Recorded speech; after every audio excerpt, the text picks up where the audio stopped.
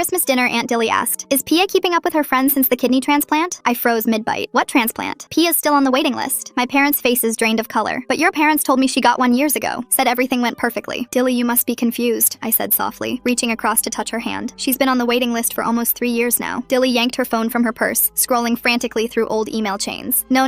Your parents told me that you got lucky with a transplant almost straight away. See? She scrolled through dozens of emails from my parents, all detailing Pia's miraculous recovery. Look at this one from last year. Pia's doing wonderfully, back to being a normal kid. And here, she just started dance class again. Her hands trembled as she scrolled further. They sent me pictures of her at a birthday party, said she was thriving. My heart pounded. Pia hadn't been to a birthday party in 3 years. She'd never taken dance. And here, they said you turned down my offer. What offer? My voice barely came out. To donate. I got tested right after Pia's diagnosis. She pulled up an old medical document. I was a match, not just compatible, a perfect match. My legs gave out. You offered to donate my daughter a kidney? I whispered, voice shaking. She nodded. Your parents said you weren't comfortable accepting an organ from me. Her voice broke completely. They said you cried when they suggested it. The dining room went absolutely still. Even the grandfather clock seemed to stop ticking. We can explain, Dad mumbled, shrinking into his chair like a child. Explain what? I was on my feet now, my chair crashing backward into the china cabinet. That you lied about my daughter's health? That you let her suffer while a perfect kidney was available? Mom's makeup ran in black rivers. We just didn't think it was the right time. You didn't think it was the right time for what? For my daughter's life to be saved? Dad rolled the peas around on his plate, staring at the ceramic like it was enough to make him invisible. After what Dilly did with David, we thought it was best to keep our distance. This is about her affair?